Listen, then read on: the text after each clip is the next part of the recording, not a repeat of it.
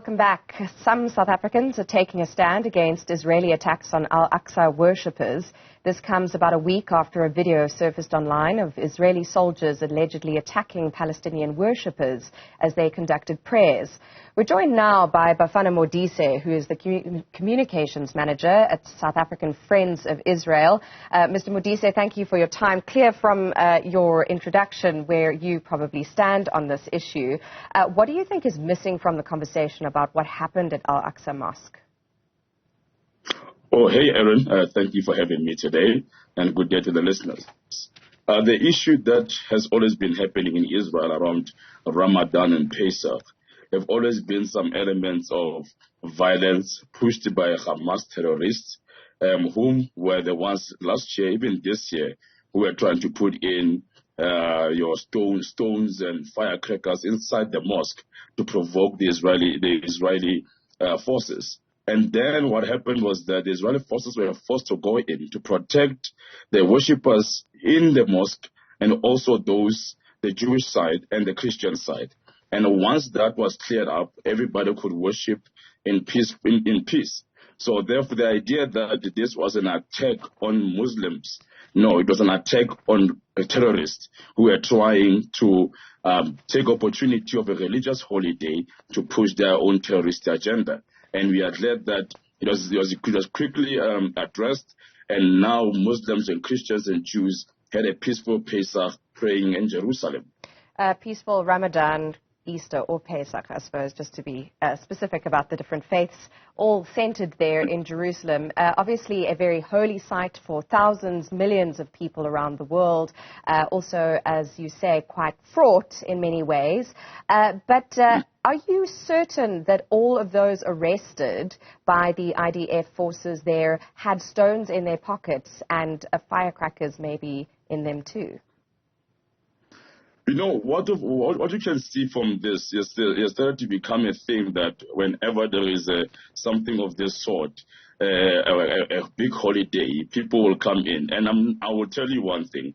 The clashes or the violence escalated when the forces went in. However, the forces were coming only for the terrorists, Hamas terrorists, who were trying to abuse this holiday to push their own agenda, to safeguard the same worshippers and along with the Christians and the Jews who are worshipping around the same corner.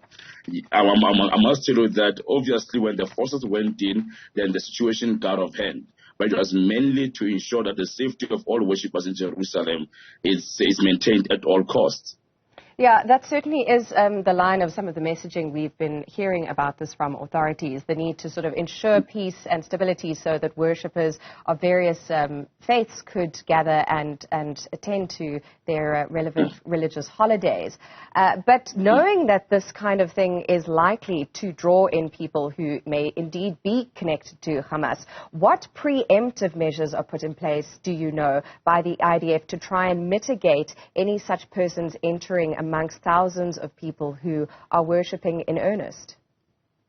You see, that was the whole thing. There was a security tightening up around the area to ensure that this does not happen. But yet again, if you can, a couple of years ago, we had metal detectors, which were also seen as some sort of an anti-Muslim thing. Meanwhile, we were only trying to safeguard the safety of everyone. So yes, the security was tight on the day to intensify it, to ensure that everybody who came to Jerusalem, whether Christian, Muslim, or Jewish, could have a peaceful Pesach or Ramadan. And that's why I'm saying that whenever these security measures have been implemented, they have always been misinterpreted or been abused or used as a way to say Israel is the aggressor. Meanwhile, Israel is mainly trying to safeguard the rights of all religions in that country. We have never had an issue of any anti-Muslim in Israel. Muslims and Christians, they worship every Friday, every other day in Israel without any hassles. So this day particularly should show you that the security of the people of Israel was under siege and something had to be done.